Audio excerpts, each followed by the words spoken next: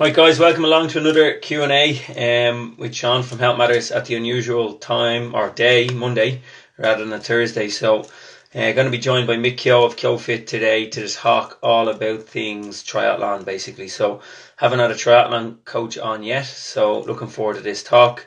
Just a bit of background before I add Mick in. We were lucky enough to have tested a group of mixed athletes on Saturday. So we did a lot of bike testing on Saturday, and then the group I'm going to give a talk to tomorrow night. So it's great that I have met so many of them so far and have tested Mick himself as well, which is great. So as I said yesterday in the post, it was great to see that the coach even went ahead and got the test done. So I'm just waiting on Mick to join now. Hopefully he knows the process on how to get onto this. So if any don't think he is up to date with technology, drop him a text there and tell him how to do it. So any questions throughout, by all means, just put it in. I know a lot of the group that Mick works with are on board today. So if you have any questions that you want to throw up to Mick that you've never even asked him personally and you want me to ask him, here he is joining now. So just throw them up during the conversation and we'll get anyway. A lot of them I've put together myself, and then questions have come in as well. So once Mick joins, we'll get straight into it. I've added him in here, so he's going to come in any second now, and we'll discuss all things triathlon. So as I said, any questions throughout, Mick, I've sent you a request there. All you need to do is accept it. Once you accept it, then we'll be good to go. So I'm waiting on you to accept the request to add you to the video. So a question already in there from John asking Mick who his favourite is. So I'll definitely put that to him and see what he says. I'm sure he won't give us an answer anyway, but we can ask him. He's just sent me a message asking how do we get in.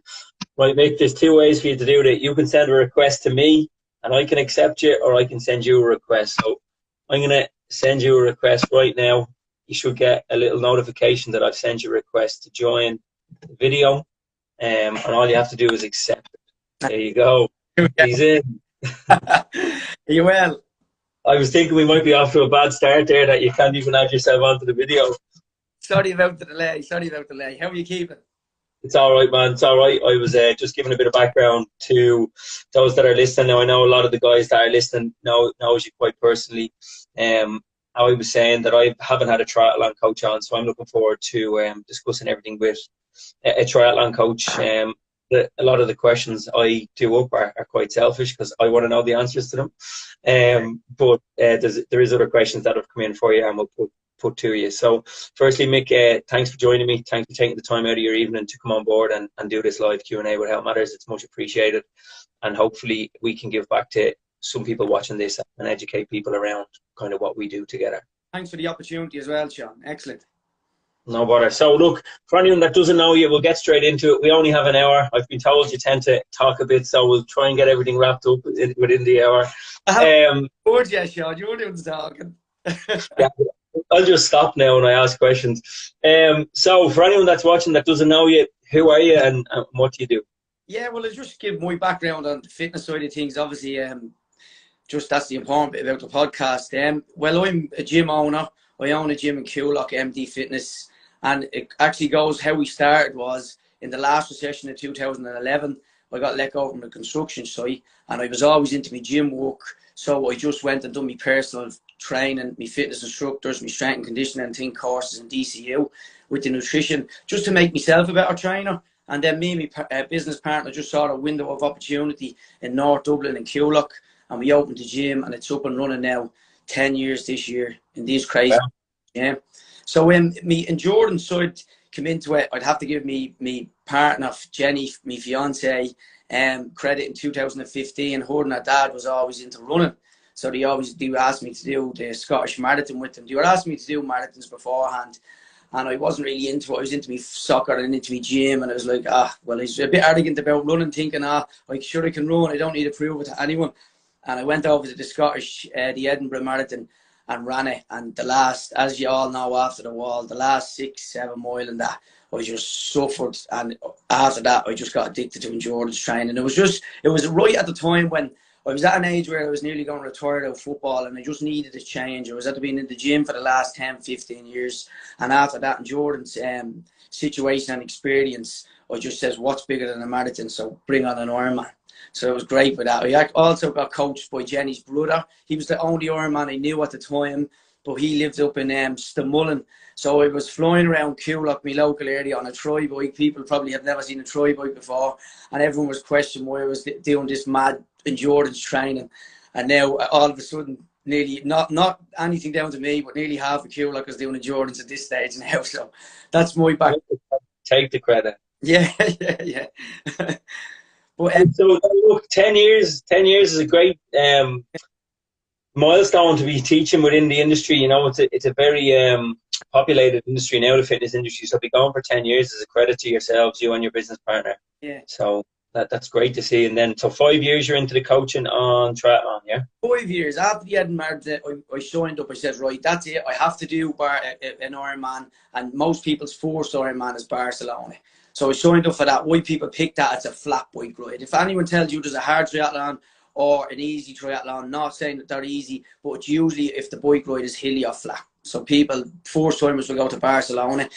So we had a meeting with me coach then, Jenny's brother-in-law, Fran Egan, and we set our target down for Barcelona Ironman. I couldn't even swim at the time. So I had 13 months from when he coached me to the Barcelona Ironman. And as he said, went up to the worst thing I could have ever done was that up to swim. So I was confident enough I had the bike and the run. That's what everyone does be. They do be a bit sort of skeptical about the swim. And most new people think when I get out of the water, my race is over. That's the wrong approach to do it, but it's only natural for your first time to do that. And I was in a 25-metre pool, and I added it up that it was 136 lengths to do your 3.8k, and for 6 months I couldn't even get 4 to 6 lengths, and I was like, oh, here I go. And we had to bite up too much than I can chew. But honestly to God, I know people say after about 6 months I just had an honest conversation with myself and looked myself in the mirror, and I asked myself, am I going to turn up to do the swim and at least attempt it? And I honestly was, no matter what, I was going to turn up in the day and get in the water, even if I didn't feel confident that I was going to complete it. And ever since that 6 months, and I had my talk with myself, I relaxed. I knew I was going to turn up, and the swimming just clicked for me. Sometimes swimming can be overthinking, and your personal beliefs will hold you back in the water, like anything, I suppose. You know what I mean? I treat, there's an athlete and there's a person. And sometimes the person is holding the athlete back. So if you set yourself boundaries and beliefs that you won't be able to do things as a person, the athlete will never get any good in it. So you need to sort out yourself as a person first, and then the athlete will blossom. Perfect, yeah, great. Let's take a few steps back, and this is me just wanting to know your first attempt at a marathon. What was your time aim, and what time did you get? Okay, so on that one, I never forget it. We went over there. The marathon was on the Sunday in Edinburgh, and we were flying out on the Friday, and I didn't do it. I was given 18-week training plans off the internet. I was like, I don't want to do them. So I went over the base to race Amphibian King, give a little name drop there for the lads. And on the Thursday before we flew out, and said to your man, listen, I'm looking for a pair of running runners. And he was like, oh yeah, these won't be good for you. How's the training going? When's your marathon? I said, Sunday. He said, I haven't trained yet. His jaw dropped. Says, what? He says, listen, that was the mindset I was in then. I was a footballer. I was a gym head. It was like, this is only running. I can complete it. But we went over to Edinburgh and anyway, and just paced the marathon. As he said, I come in at 3:36 marathon, which was still really, really good. I knew I was decent at running, but like on the 19th mile, I knew this famous wall was coming for 20 miles. I probably had my fastest kilometre on 20 miles, the fastest mile per mile, just to prove everyone wrong. And then after that, the wheels came off, and I could just picture all my family, my fiance, everyone saying, you knew you should have trained. I knew you should have trained. But we got across the line, and as he said, that suffering that from the last 6 miles of that marathon was just an addiction for me. Really was. It just flipped the whole fitness side on its head for me to think, right, I thought I was gym fit. What's this side of fitness? And just the mental struggle of it and being able to keep on going. I think that's the same for most endurance athletes and runners. Just the how you go into yourself on them hard miles to keep on going and not give up is where all the gains are. You know what I mean? Well, 3:36. So moving there. Oh, it is. Yeah, it really was. I was delighted with it. You know what I mean? I didn't even know how to pace per K that time. It was just go out, run. The first 15 miles was like, it was like a sight. Like, I was running across the road, taking jellies. I was high-fiving from the other side of the road, thinking, I have this, thinking, there's no, it's Mick Yo. I'll be grand for the whole 26 miles. But as he says, like that experience will live with me forever. I actually have the t-shirt and the medal framed as a reminder of why I got into endurance, and it was literally that marathon in Edinburgh. So it was really. Right, so then, like, before, for anyone that's watching that doesn't know, what is a distance? What is a triathlon distance? And that's a really good question as well, because there's 4 distances in it. There's a sprint triathlon, there's an Olympic, there's a half, and there's a full. So the sprint distance is 750 meters swim, 10k, 20k bike, 5k run. Then you double that for an Olympic, which goes to 1.5 swim, 40k bike, 10k run. Then the half is the big jump. So that goes to a 1.9 swim, a 90k bike, and a 21k run. And then the full distance of triathlon is the 3.8k swim. It's a 180k bike and a full marathon. So it's a 42k run on it. So it's actually a really good point that you said there about distances, because even when I got into the endurance side of things and I ran the marathon, after about 2 or 3 years, I went down to my local park, Father Collins's, just to prove. I was always wondering, if the crowd wasn't there, would you be able to run a marathon? So I went down after about 2 or 3 years, and I was experiencing endurance, bought a 6-12 pack of water and Lidl, left them at the bench, ran around the park 32 times to complete a marathon, just to show people. I said, listen, sometimes other people's beliefs and fears can be passed on to you. I said, you can just go out and run a marathon. You don't need someone to start. You don't need someone to finish it. If you really want to do something, you can do it. I said, because, like, I've asked people before, would you run a marathon? And they're like, no, I'd never be able to run it. I'm not one of them people. And then I asked them, what distance is a marathon? I don't know, but I just know I wouldn't be able to run one. And it's like, that's someone else's fear after being talking to them, saying, I done a marathon, I was in bits, this and this and this. And some people are writing themselves off before they even know what the challenge is in front of them. So as he says, you could say to them people, right, well, a marathon's only 10k, could you do it? But geez, I probably could do that. You know what I mean? So you just need to have the belief and look into it and set yourself a goal. And as he says, you don't even need someone to tell you, this is where you start and this is where you finish. If you want to do something, you just get the mindset and the drive and the passion, and you'll do it. So that's really going to be evident this year with the virtual marathon. A lot of people, I think, will achieve something that they mightn't think they will have done, because they'll be doing it in their own area, or they'll be doing it in their own terms, rather than having to do it on a certain time, at a certain day, in a certain place. So although the crowd is, I'm sure, massively motivational, it would also give people the fear, I'd imagine, in terms of underperforming for a large crowd. So I think that point you've mentioned could be a really good thing this year with the virtual marathon. It's a great point, because sometimes the event itself, and as you, the build up and everyone around you, is the off-putting thing for people. And as you said, some people have the ego of, like, it is just a personal journey. Any endurance, any fitness journey is a personal journey. But people then overthink it. Well, I'm not going to beat them. I'm going to come behind her. They'll be at the finish line, me coming across the line at 4, 5, whatever hours you want to come across. So it could be a good thing on the virtual thing. I said, setting it up on the day and just getting out and doing it. You'd obviously probably want to do 1 or 2 close friends, maybe the same pace as you, but you won't have the big build up and the week beforehand going in and getting numbers and the build up, which can scare people off, as you said. So yeah, it could be a huge plus. Definitely. Hope everyone's training is going well, and anyway, and hopefully the double of marathons back next year. And they're not copying Mick's approach to his first marathon. No, definitely not. You know, like, it was a big lesson for me. As he said, I had a good fitness background, and it wasn't even fitness. It was more an ego background of, like, sure, I can run. You just put one foot in front of the other and go for it.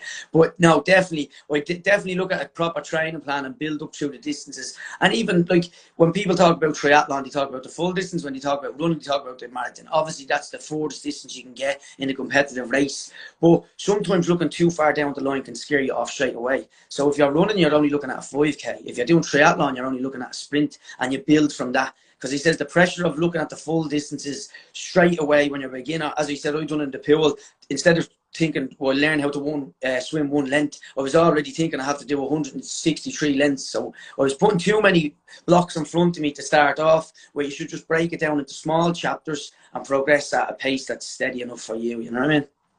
Lovely.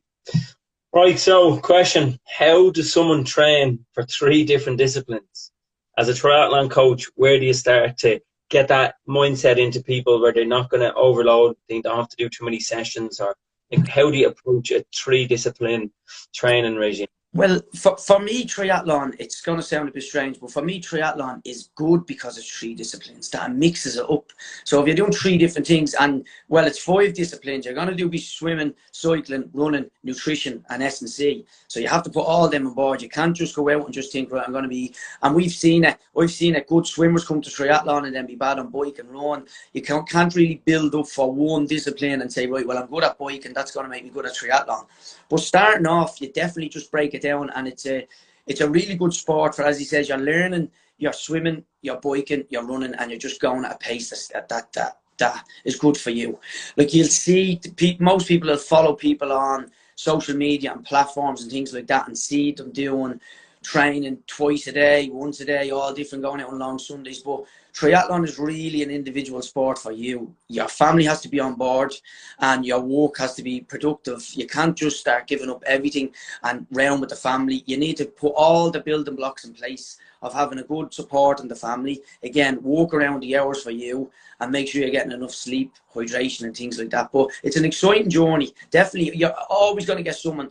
It's very rare you'll probably get a beginner that can't do anything and then wants to do triathlon, because otherwise they'll just step into either just doing a running race or a cycling race. So you'll always get one sport that they'll come to you and say, right, I can't really swim, I'm good on the bike, and I've done a few 5Ks. So you'll always have building blocks to start with someone.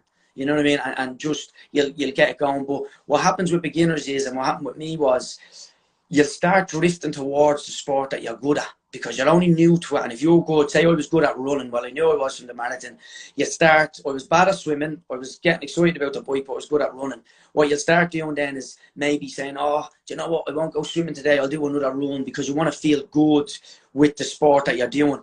But it's a thing called polishing your diamonds. The one that you should be doing most is the one you're weak at. So you should be building up your weaker of the 3 and getting them all level, so you don't have a bad swim leg, a great bike leg, and then a brutal run leg. So you need to sort of polish your diamonds, what they say, and put the good one to the back burner, and then build up your weaker events, whether it's the swim or the bike or the run, and then try to get them all on a level par, and then just build up through the distance. I'm going to rob that, I tell you, because it's a question that I get asked all the time from a VO2 perspective. Do I do my run or my bike? I said, I don't know. Do you want to work out what you're weak at, or do you want to work out what you're strong at? So I think even from a perspective of people coming in with that kind of egotistic approach of, I'm good on a bike, I'm going to go in and smash a bike test, when realistically they should probably be doing a run test to work on that weaker discipline. Exactly, and that's what I watched you and John's chat on Friday night, which was really, really good. And it's on the lines of that, you know, ego takes a lot of, people want to be better than they are, and they can't be stripped back to the bare bones and just told, listen, you're not as good as you thought. And if Anton has stripped me back to the bare bones of triathlon, and especially swimming, I think I heard things before that to learn patience, you need to learn a new language or an instrument. Because the world just having patience today. Everything's giving me it now. And from a swimming point of view, I was fit, but I wasn't good at swimming. And it was so easy just to say, you know what, I don't need to learn that. The way it would be with a language or an instrument. It's going to take time, but you learn the value of patience and sticking to a task, and the rewards are unreal at the end of it. Rather than just, as we said, going to something you're good at and doing. So if you do that all your life, you're going to be just stuck in your comfort zone. You need to sort of step outside it and take on challenges that you're doubting yourself from the start with. All right, so let's look at a week then. And I know it's hard to say to get a specific answer. If someone is coming from whatever background, they have a bit of a discipline in something, and they're thinking, I want to take on triathlon, how many times a week realistically are they going to be needing to train? Well, it depends again. If they're only starting off, you're going to periodization and you're going to do a 12-month block. So it depends where they are in the year. But as you said, we know that you have to learn 3 disciplines. So you're going to probably train more than other sports. But really, again, that's especially from a beginner point of view. What I'd want to do is I'd want to learn who the person is first before they start dealing with the athlete. So you need to learn their work hours, their family life, their days on, their days off. I have a full assessment that I give my clients, and I ask them, when can they do big sessions, when can they do only do small sessions, or when do they need a full day off? As he says, everyone's following everyone and thinking that they have to do 2 sessions a day, big bikes the weekend, and after 2 weeks they're round with their missus, they're wrecked going into work, and then all of a sudden it's like, this triathlon isn't for me. It's whether you have 4-5 hours a week or you have 12 hours a week. You need to make them quality hours work for you. Again, and you can't have junk miles. So if the shorter hours that you have available to train, I do a program up and it have to be quality training. There's no point of wasting hours if you can only train 3, 4, 5 hours a week. Realistically, what we do is we try to start out whatever else you have available, and then you're just building it and progressing it. Obviously, if you're a beginner, your cycles are going to be whatever they are, 90 minutes on the Sunday, an hour, and you could be anything then up to 5, 6, 7 hours cycles. I've often done 200k on the bike and then ran for an hour off it, but that's right before you have to get to your main race. It's nearly 4, 5, 6 weeks out from your big one, just to prove to yourself that you have it. So if anyone's training through the short distances and they have the eye on a full distance beforehand, you would have them swim the 3.8k, you'd have them cycling 180 to 200k, you'd have them more or less nearly running a full marathon. You would have had them build it up between the sprints, the Olympics, a couple of halves, and then just have that mindset that they had all the distances in the bag. A few brick sessions, as I says, the big bikes, the runs off the bikes, just having them confident. You're never fully confident going into an Ironman, but you just have to have them building blocks in place and trust the process of someone that's a little bit more experienced than you. I'm not going to say a lot, but all it is as a coach is someone that has more experience than you. And I always say my philosophy as a coach is I'm not going to tell you what to do. I'm just going to show you where you're going wrong and point you in the right direction to get you where you want to be and achieve them goals. I like it. So is it for anyone? Do you think anyone can do it? Or does it have to be the right kind of... No, I really do. I really think it's for anyone. I honestly do. I swear to God. And it's like, as he says, running is just one of the disciplines again, but I really think triathlon opens up the mind to what can be done. As you said, it's that big of a deal, especially with the swimming. If you're not from a swimming background, just completing a swim is the biggest achievement in the world. Like I've done, as he said, I'll go back to Barcelona. It was in 2016, but there was a lake swim in Glendalough. That's the 3.8 distance, and that would have been my first time swimming that on its own. And there was like 250 swimmers, and I came out, I was probably fourth last. And I was doing the boat signs and everything. I didn't care. It was just completing that distance of getting out of the water. And it would be like that for anyone. If they never completed a marathon and they done a marathon, as he says, and it really is, it's like from total beginners to total advanced. Some will progress quicker than others, but the enjoyment of the sport. And as he says, I came from a football background where I was really good at amateur, and I got all the way to semi-professional with Glenavon up in Northern Ireland. But football was ego. It was I'm better than him. That goal wasn't my fault. I scored the goals. I won it. Where triathlon is just an open positivity. Like I turned up to my first sprint triathlon in Carlow and was looking around and it says, how did I never know about this world before? It's like everyone out on a high. Anyone that needs any help is getting it. Like any tips on the course. It's just total opposite than me against you. The whole triathlon world is just looking to help each other because they knew that they started back and they know how it felt starting back like that as well. So I think it really is for anyone. And as he says, you can break it down into them smaller distances and you can do your own try. Like you can do the first triathlon can be a swimming pool try. So you can do 750 meters in a swimming pool and stop at each end and take a breather. That's if you're not comfortable swimming, and then get out and do your 20k bike and your 5k run, and then you're up and running. Then all of a sudden then you want to see, you know what I mean? So it really is, there's a building block and a process to it. But I honestly feel like most things, like if you were to say, is football for everyone, is running for everyone, I think once you really want to do something and you're passionate about it, you'll do it. You can't stereotype anyone to say, well, that wouldn't be for you, or that wouldn't be for you, or that is for you. I says, if you have the mindset and you're doing it for the right reasons, whether it's loved ones, kids, people that's not with us anymore. I have a few inspirational stories that I'll be hoping to tell you near the end of this block about what the benefits I get out of triathlon and coaching. Sure, absolutely. Just on that point on the indoor triathlon, West Park over in Tala, where we tested on Saturday, they run 2 indoor triathlons two times a year for charity. So if anyone is or thinking they want to do it, it's all done on the Kaiser Watt bikes, on the treadmills, on the pool. So it is something that can be achieved very easily. Here's another thing, and it's just you have to want to do it. You know what I mean? Definitely, you have to find your why of want to do it, and not be looking at someone's social media and saying, "I'd love that finish line picture," because you'll get loads of people that'll see a finish line picture and won't realise what the work you have to put in beforehand. And then when it gets put to them, what you have to do, it's like, oh well, that finish line picture is probably 6, 8, 9 months away. I can't wait that long. All they're looking for is likes on social media to bang up a finish line picture. Well, it's not that easy in triathlon, you know what I mean? You have to put the hard yards in. And the one thing I'd say about triathlon is even the race itself for me, is just a victory lap. It's to show your friends and family how much you've trained. So your training journey is your race. I've said to the people, from day one to the day before your race is your race. You go out in the day, all of a sudden you're not going to have this miraculous time that you didn't train for. Your numbers in training are going to dictate to what your race is, unless unfortunately maybe you got injured or you get a blowout. So realistically, your race is your training program, and on the day it's just a victory lap to show your friends and family how hard you've trained over the 6, 7, 9 months, 2 years, whatever the distance is. That leads perfectly into this question then. So you have an event in mind. How long do you need to train for it for? What, like, I know there's going to be different levels and different competitiveness and stuff like that, but if you wanted a client to do a good full training camp, what are we talking, weeks or months? You can be going years there, Sean. You can be going years. Okay. So again, it really depends what background they're coming from. So okay.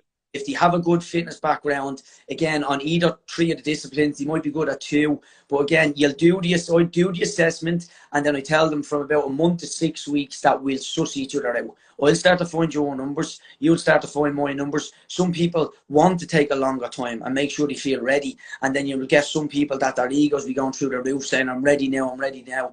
Most of my time at coaching is to probably slow people down. People want to do too much, too quick, too early. So they're there and they're saying, oh, why am I doing that much training? Why am I doing that distance on the bike?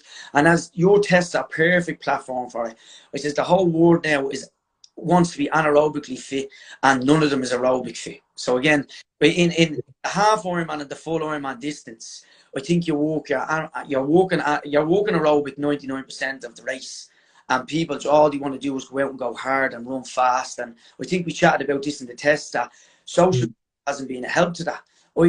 People don't want to post slow times because they're thinking, oh, him down the road is going to see it. They're going to think I'm losing my fitness, or they're going to think I'm as good as I am. And it's like you're just detrimental to your own progress. People are looking to go fast, looking to go hard, and just losing the total aerobic side of it. And as we chatted about, again, your anaerobic will only get you so far. If you're blessed with great genetics, you might get further than others, but you're going to blow up your typical half and full distance Ironman. Your half would be 4, 5, 6, 7 hours. Your full distance would be 9, 10, 11, 12, 13, 14 hours. So if you want to go anaerobic and train hard like a nutcase and then try to go out and do one of them, you're in for a scaredy last couple of hours there, you know what I mean?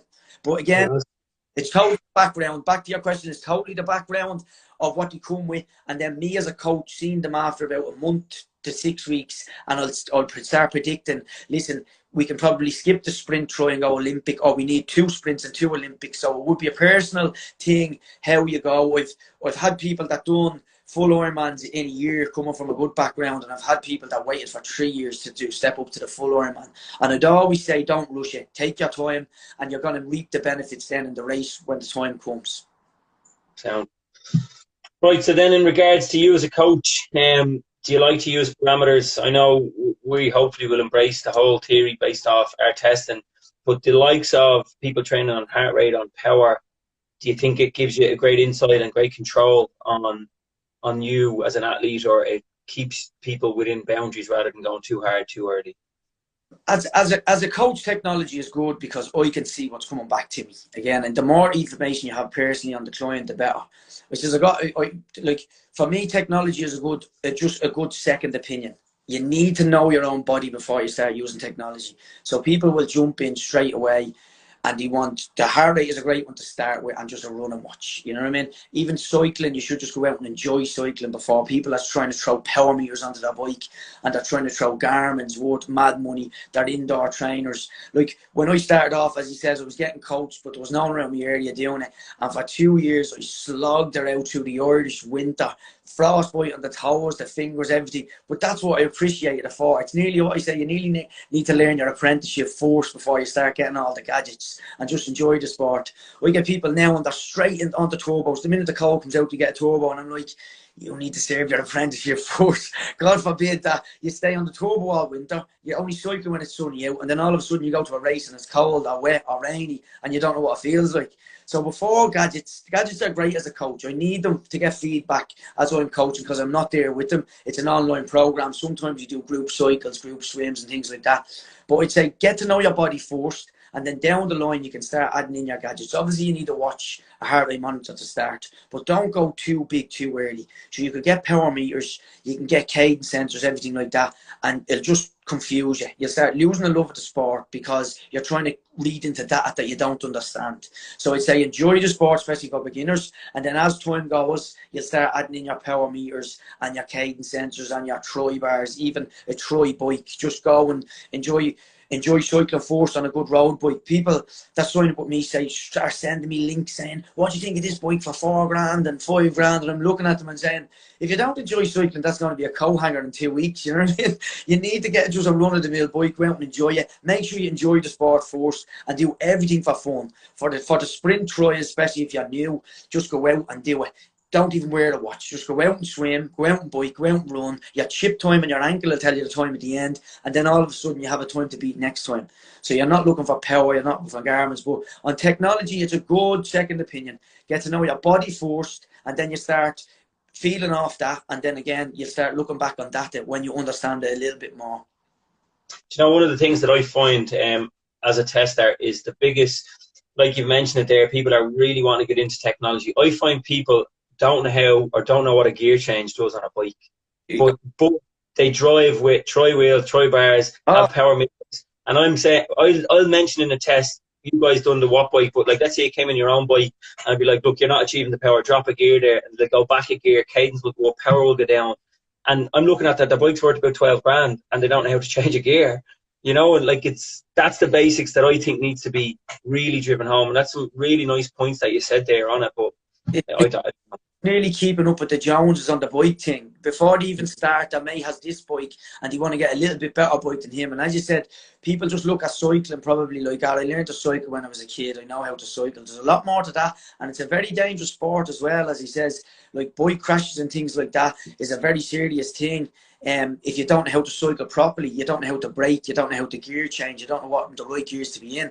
And as you said, if you're looking to do endurance and you're grinding it out, and then all of a sudden you're going light gears, heavy gears, your cadence is wrong. It says if you like doing a marathon and stopping every 2K and doing 100 burpees and then running on again, you know what I mean? You need a level heart rate and a level effort to get through endurance, but you get these head cases. We do it in full Ironmans now. God love them. You do be going off on the bike and they probably see you in the good gear and they're up off the saddle in the first 3K and they're milling by you, and I'm looking at them and I can see the numbers on the back and I'll say, I'll see you in about 20 minutes, mate. You have a long day ahead of you, and then all of a sudden you're just whistling them by at your own pace and they're huffing and puffing because, as you said, their ego is just at the getting the better of them very early on the bike, and they're just full steam ahead. Like, they're not taking the whole day into consideration. Yeah, no, get the basics right. One of the things there, and you'll probably agree with me on this, I don't know if you will, you mentioned 5 disciplines. I massively think 2 disciplines of that 5 are neglected. Would you agree in terms of the emphasis people put on nutrition and strength and conditioning? 100%, and I'm glad that you bring that up as well. Like, people just look at the triathlon and think it's swim, bike and run, and they forget about the other 2. I think when people are doing strength and conditioning, they're probably thinking, I could be out getting better on my bike or out better on my run, where you're getting better at all 3 sports with the S&C, you know what I mean? Like, it's only scientific fact that the more muscle you have, the more power you're going to put out, the faster you're going to get. And it's just injury prevention for me as well, especially with triathlon and endurance. You're running your body into the ground, that you need to build up a lean muscle mass again just to prevent injuries. So the more muscle you have, you're taking the pressure off the joints. If you fatigue muscles, all the pressure in running and biking is going to come on the lower back, the knees, the ankles and things like that. So S&C is a big part of it, and nutrition as well. Again, I think people fall into the endurance athlete type of thing of, I can eat what I want, I'm burning it off. So they think that they're training so long that, I should look at the calories I'm burning that run, I can eat what I want. But like, you are what you eat. If you're not fueling correctly, you're just going to die of death. You know what I mean? If you're eating bad, you're going to perform bad. And if you're eating good, you're going to perform good. So nutrition is a big, big part of the thing. You know, it's something that I'll cover with you tomorrow. I'll put a lot of emphasis on it regarding kind of fueling pre and post, and during that point that you made, like people going, I got rid of 1,200 calories now, I'm going to stop and have a McDonald's and an ice cream on the way home. But it's about kind of just replenishment and managing the stores and keeping everything tipping over. Or another way I talk about it a lot is where people don't fuel enough, but they expect them to perform. So the example I use is a car. Like, if I want to drive to Cork, I need to put petrol in it. If I don't put enough petrol in, I'm not going to make it. Look, So if I have my clients going back to the strength and conditioning thing. I say to them, you have to treat strength and conditioning as serious as your long bike on a Sunday, because people can just neglect it. And you know, it's like that's the latter of the latter of the 5 disciplines. So I'll do more of what I think is going to make me good in the race. But as you said, there's no point of having your run, your swimming, your bike on point, and then all of a sudden you're halfway through the race and the body starts giving up with injury or things like that. So the more muscle mass you have, the better. And nutrition as well, it's a big part of it that has to be nailed and taken as serious as any discipline in any sport. So as you said, most sports need a good nutritionist for fuel. As you said, your engine is everything going. We don't care how good your training splits was. If you don't have the right fuel inside you, you're going to die of death. yeah, no, it is. And yeah, I don't know if you noticed that I said to John the other day about offering out a free. We're going to do, the guys in New Life and myself coming together as a collaboration to offer a chance for about a male and a female to come on board with us for a 12-week strength and conditioning plan that they'll do. We'll test them in order to grow aerobic capacity power. So it's going to be a really, really structured S&C plan built on creating power output on a bike. You know, so it'd be a really interesting study, and I'm looking forward to it. So I'll let you guys know when that's going to be available anyway in order to enter it, you know, so it should be a good thing to offer out. It nearly needs a study like that to show people and nearly curb their ego that strength and conditioning done this alone and made them go from a certain wattage on a bike or a certain VO2 max to a higher one. And people then will start looking and saying, you know what, I'm going to do that, or I'm going to incorporate it. Or imagine I done that and I was able to bike, swim and run as well. The advantages, people nearly probably see, as you said, a test like that and the proof's in the pudding that you're going to get better with strength and conditioning. I feel personally, I feel better when I do strength and conditioning as well. Even if it's a little bit of an ego thing that you like your body shape, you like your body image, you feel more confident training as well. So even for that side of thing, injury prevention and just feeling better and more confident in yourself, you'll add strength and conditioning in. And the more you can mix up your training, the better.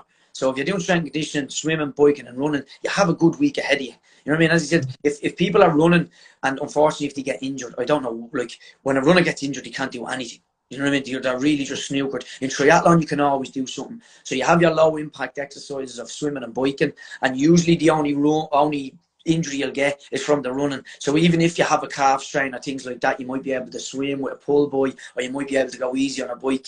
So definitely, yeah, there's a lot to be said about the strength and conditioning. And obviously, as you said, when you nail the nutrition, you really feel the benefits as well. And so one other area, we won't dwell on it too much, I think that people don't really put a bit of heat on is weight as well, from a performance perspective of like dropping a bit of weight. Again, people going with the really light tires and the really light frame, but they have a couple of stone to lose, you know, to really kind of be critically evaluating that side of things, as well as you mentioned, the joints, the pressure on the back, the pressure on the knees. Weight is something that is important in triathlon as well, I think, or in any sport. I've had a client that I had that honest conversation with him as well. Obviously, he was a little bit overweight and he was asking me about these wheels or this frame or this carbon fibre. And I just looked at him and he says, if you're going to pick like a 2 kg bike or whatever it was, a couple of pound wheels and things like that, I says, would you be not better off keeping your money in your pocket and just losing 2 stone? You know what I mean? Because it's the total weight of you on the bike going up a hill. People all of a sudden think, right, I won't lose weight, but my bike's going to be lighter. I'm going to go up that hill faster. I'm going to be able to hold power for longer. So you have to assess yourself first and get you fit and in prime condition. And strength and conditioning, as we know, the best way to lose weight will be adding in strength and conditioning, because your lean muscle mass is going to eat into the body fat as well. So if you have no muscle mass, and again with weight loss, sleep is key. So you don't want to be running yourself into your ground. I read a book on the fact that if your sleep is wrong, you won't lose weight 70% as fast as you will if your sleep is right. And I said the guidelines are 7 and 8 hours. I'm really starting to get clued into my sleep now over the last 2 to 6 months about really nailing your sleep to able to for performance enhancing. So again, the strength and conditioning, sleep, nutrition, get yourself to the right weight you want to be, weigh yourself before every race, and then keep your training plan going and weigh yourself the next race. We always say to people, if you have a good race or a good training session, don't just say I fluked it. Retrace your steps for the last 5-6 days before it. You could have come across a great nutrition plan for that week building up to the race. You could have been the ideal race weight without knowing. You just could have had everything in place. So I always do get my clients to do a race report of about 2-3 days before the race and how they feel the race went. Whether it was a good or bad race, you'll learn more from the bad races. And then when we do that distance again, we can look back at the race report and say, right, well, have a look at your nutrition for the week beforehand, or your prep that morning of the race, or what fuel you had into you. And we'll leave it the same if you're good. And if you had a bad race, we've something to look back on. Don't just forget whether it was a bad race or a good race. It says learn from your mistakes or take advantages from a good performance. I think the sleep point you mentioned, something that, as you mentioned, is great. It's something I always say: if you could sell sleep, it'd be the best-selling drug in the world. Look, it's the best remedy forever. Like sleep, with good sleep, you're gonna live longer. It's a scientific fact that if you bad sleep for the rest of life, you're gonna die earlier than you would be. So literally, that for a point, not even fitness point, just to live life for longer and healthier. If you have bad sleep, you have more chance of getting diseases and you're gonna die quicker. Putting it blunt, if you have a good sleep pattern, a steady 7, even 8 hours a day. I know people, as he says, nearly the bragging rights now with sleep is that if you talk about sleep and you talk about you get enough sleep, people start to look at you lazy. Nearly people are bragging, I'm walking off 5 hours sleep, you can't do that. So he says the tide has to turn on the mindset about sleep. Rather than thinking, look at me, I only got 5 hours, I'm up all day doing what you're doing. Says, yeah, but you're going to be in a coffin 8 years before me. You know what I mean? Like, it's something that I try and put a bit of emphasis on as well lately enough. Like even last night I was in bed by 9:30. I was just knackered, training about 6 days a week, work 6 days a week, couple of young kids.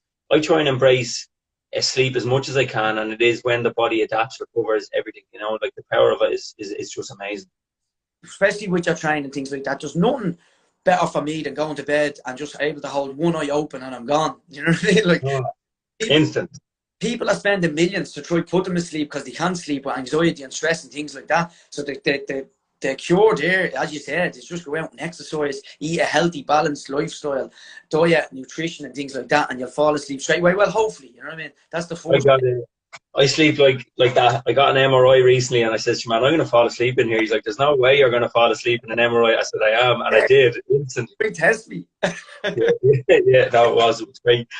Right, so where am I going here? Yeah, we've covered all that. Do you think as a sport it's expensive? Do you think it would put people off? It is. I'm not going to lie. It is an expensive sport because there's so much involved in it. Triathlon came to the forefront when it was in the Sydney Olympics in 2000. So when any sport goes into the Olympics, it just booms all over the world. So again, in the Sydney Olympics in 2000, triathlon was the Olympic distance, the one I explained of the 1.5 swim, 40k bike and 10k run. The short distance is more excited. And after that, the whole world's just at that lapping into it, and it's grown and grown since I'm in anyway the last 6 years. For my year, I've done the blessing, just going back to this one, I've done the blessing in Olympic distance in 2016, and there was 75 of us, and I've done it again last year, and there was 350 in the same race. So that's how big triathlon has grown. As he said, it's getting more popular, and the Olympics helped that. But it is an expensive sport, going back to the question, because you obviously have to buy your bike. You need a pool to train in, so you're looking at a gym membership because you can't always train in the Irish water. You're looking at runners, but it's only expensive to get started. Like once you have everything, then unless the ego has the better of you that you need a better bike, you need a better runner. No, you just need to grind out with what you have and be better on your own equipment. He says, I'm in it so long now there where you get itchy fingers and you're looking to spend. So you have everything, you know what I mean? Over time you'll build it. And it's like you can cut the costs. I said when my first Ironman, looking back on it, I could have done it at half the price. Like I went over, because my swimming was my weak link, I went over and bought a wetsuit, and I said to your man, just give me the best wetsuit so I don't die. So your man was like this, oh, here we go. And the wetsuit, whatever it was, whether it was €500, I won one on Facebook on a like and share competition that was worth 180, and it was the exact same. It done the same job for me, you know what I mean? So with the nervousness and the panic of a big endurance event, you want to throw money like it's going to make you better and it's going to save you and it's going to, like, that'll get me over the line. Where realistically, it's your just own mindset and your own body and your own training program that's going to do that for you. So I'd say cut the costs, enjoy it first, get a normal, you'll be surprised you'll have road bikes lining that sitting room, or friends will have one, get a proper bike fit, go out and enjoy cycling. We all know we can run, or whether we don't like running, and then, as you said, just enjoy swimming again. So you can cut the cost big time, and money's not going to make you any better. It's going to be a training program that's going to make you better. And whether you're on a £5 bike or a €600 bike, the power in your legs, the aerobic fitness that you have, and the mindset is going to have you quicker on that bike. Lovely. Let's bring a couple of questions that have come in. What keeps you motivated to keep doing what you do? You know what? Like, going back to when I got into endurance force, it just fell straight away when I was like 33, 34. So I knew I was going to be retired now of football very soon. And I have 3 wonderful kids. And I got into endurance, and especially into Ironman, because I was thinking the only way my kids is going to see me playing football is probably in a charity match when I'm 50, and it'll be well done, and it'll be over the hill. But with endurance, and especially triathlon, it's an older man sport. There's still people out there doing triathlon at 50, 55, 56, 60 even doing it. And I honest to God think over the next 10, 15 years, when my kids start to get a little bit older, I think I'm going to cross the full distance triathlon line with my kids. And that's what motivates me to keep on going. Just to keep, like, if for me, even talking about it, I'm getting hairs standing up in the back of my neck. And I've seen younger athletes doing it. But if I could cross the finish line of any distance, but the ultimate would be the full distance with one of my kids, would be an amazing thing. And as he said, I'm in for the long haul. So that's my motivation to keep on going. Lovely. There's a great point that came in there that he did his first 70-30 on a bike to work scheme. So that's a good, nice one. Deadly class. That's it. And you were doing footballer by the sounds of it. Would you ever consider doing a DECA, a double Ironman, you personally? I've read TikTok Jerry, so I don't know whether you've ever read his book. That's the Irish fella that he done. It's a DECA is 10 Ironman in 10 days. So if anyone wants to read that about it, look, after one Ironman, I do be sore enough after to squeeze the second one in the next day. I think it would be just all about mindset. I think I want to achieve what I want to achieve first on the likes of what Ironmans or what full distance triathlons I want to do first. And then I think down the line, when you've achieved all your one discipline of triathlon goals, you'll probably start looking to do back to back to back. Like, so, as he said, my fiance will kill me now. So, like, I told her when I was finishing football, oh, we'll have our weekends when I was 34. We'll have our weekends back after that. And now I went into endurance. I told her, listen, I just do one and then we'll have our weekends back. Sure, I'm at that 6 years, and now I'm talking about decades when I'm old and everything else. So it's I'm never getting your weekends back. I'm sorry. What is it? She said she'll never get your weekend back unless she joins it. Oh, exactly. I mean, you could be doing more things, you know what I mean? You could be doing more things. Liverpool are winning, someone just said there. What scores can someone tell us? Toughest moment in an Ironman, how do you work through those dark moments? Well, you have to find what works for you. Like, really is. Like, for me, the toughest moment was when in the first Ironman in Barcelona. I've done the swim, I've done the bike, and I was on the run, and my coach had a run walk plan for me, and I had to run for 9 minutes, walk for 1 for the whole race. And I was thinking, I can run the whole lot of this. Like, why is he asking me to walk? My ego was in full flight. Why is he asking me to walk for a minute? And I'd done it for about 8 or 9 miles. And I was still thinking, all them minutes I could have been running. And then after that, my legs wobbled and I couldn't even run for the 9 minutes. And he says, I looked at me watch and I was 9.5 hours, 10 hours going into this race. And at that time, you just need to really find a why for you. Look, I use my kids as a big example, and just to keep on going to the finish line. And most people can use that. But whether you do the discipline or whether you do triathlon for your kids, whether you do it for personal growth, whether you do it for loved ones that maybe not be here anymore, you really just need to find the why, and you need to trust the process of your coach and your training plan of that you've done all the proper training to get you through them harm times. You grow. As he says, the world nowadays is just bombarding you with things to keep you occupied. And why I fell in love with endurance sport is when you're that tired and you're going through the hard times, you just forget about all the whole world and you start asking your questions. Why am I doing it to myself? What relationship do I have with me, with my family, with my kids? And you find out the honest answers about yourself in them hard times. So for me, when them hard times comes, it's exactly what I was looking for and why I signed up in the first place. Nice, perfect, good answer. There's another question that came in there. Where is it? I'm just slide back up. People are giving you stick for calling someone old over 50.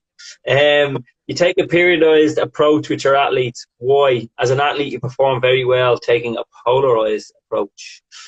I'll throw that one at you. Yeah, I take a periodized approach just because it just breaks the 12 months up. So as he says, we're going to probably aerobic, not giving too much away, but over the winter we're going to do an aerobic base and probably limit the anaerobic walk and get the aerobic fitnesses. Get the aerobic fitness built up first, and then we'll start pinpointing. It depends. 12 months doesn't have to be the calendar 12 months. It'd be going from one. It depends where your A race is and B races. Sometimes people make every race an A race. You need to have warm-up races going into your A race, and you'll build up from your anaerobic pace or your anaerobic fitness into your aerobic fitness into your anaerobic fitness, and then periodize it to whatever race is for. What I sometimes like doing is if people have 2 A races, the start and the finish of the year, you'll take a block in the middle of that and walk on aerobic again. So you'll do an aerobic base and you'll build up, you'll start adding anaerobic in and obviously get bigger in the distances towards the first A race.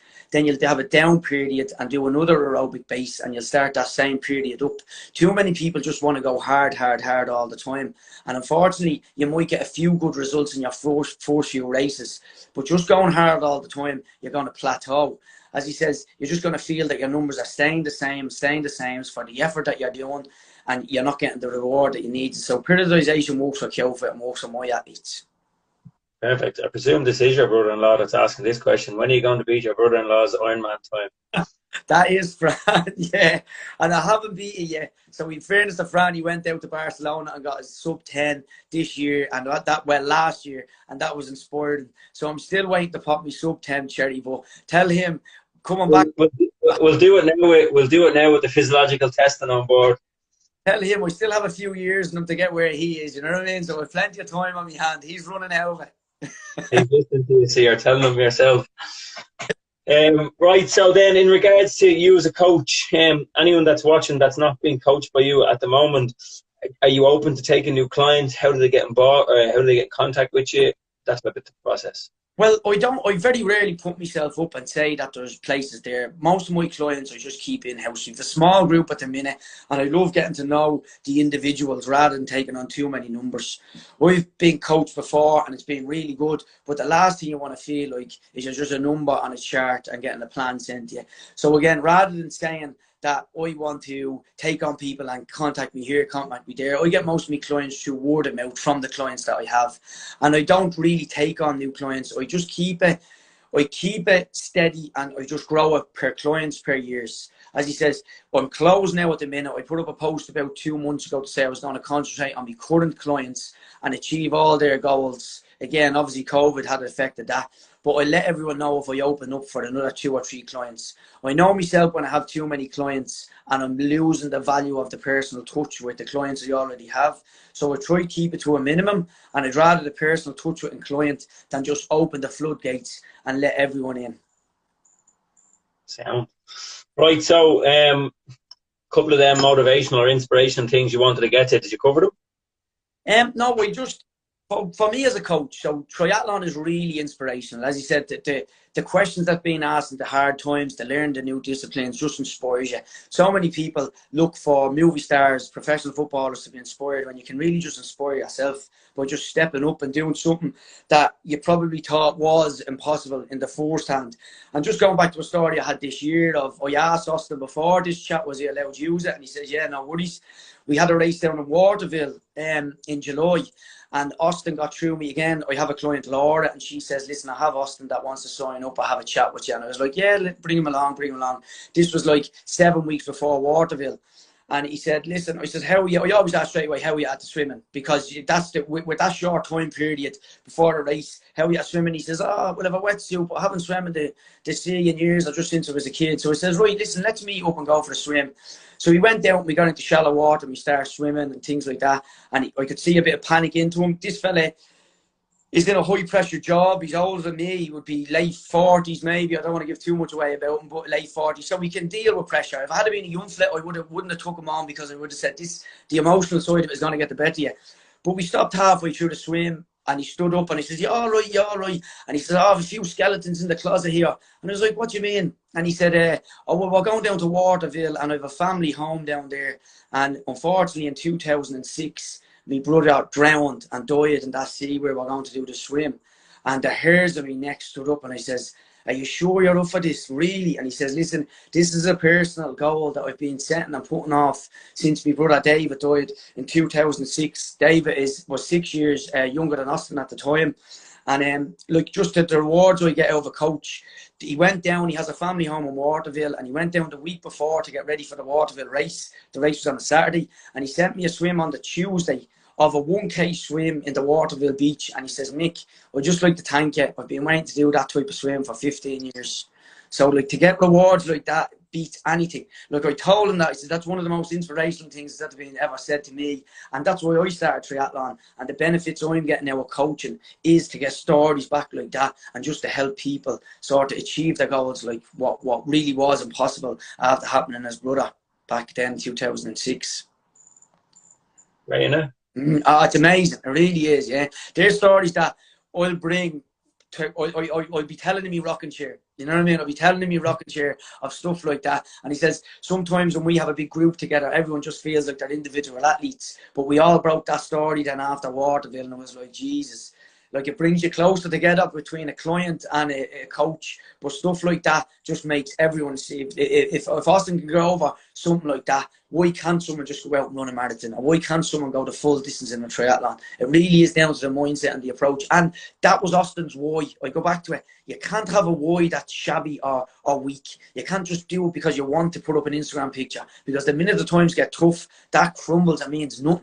Austin's why was he wanted to do it in memory of his brother and show his family that he was swimming in the Waterville Sea where unfortunately his brother passed away. Like, so your why has to be solid and it has to be a good why, or you be found out in this game.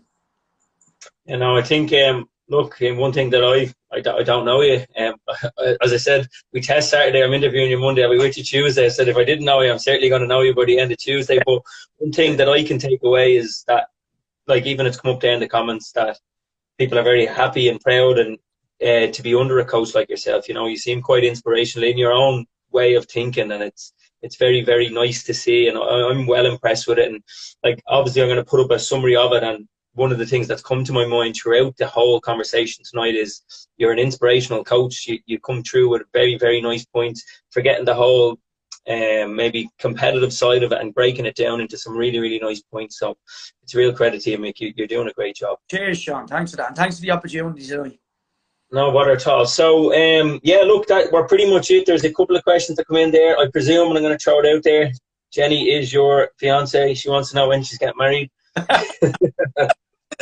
When I do me 10 Ironmans in 10 years, fella. I know it's coming. We got engaged 2 years ago, which was really, really a special moment. As you said, sometimes we can neglect our relationships, even with ones that's close to us. But when you do something like that, it brought the spark back. We've 3 wonderful kids, and we're with each other 16 years. So the marriage bell's on the way. I think we'd be getting married over in Hawaii if I ever make Kona.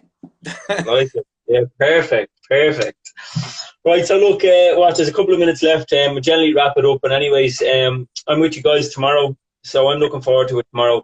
It's going to be an open conversation. It's going to be fall back onto me to educate, and both of us together. I'll obviously do a lot of it in regards to presentation. I've done up the presentation, and I like saying that there. Like, I take a lot of motivation away from delivering such a clear presentation in order to educate your athletes, and then it's going to be over to you to take them and reassure them and use the data going forward. I think it's be really successful because you seem like a really good coach that's going to take the data and drive on together as a group. So I'm looking forward to the talk tomorrow.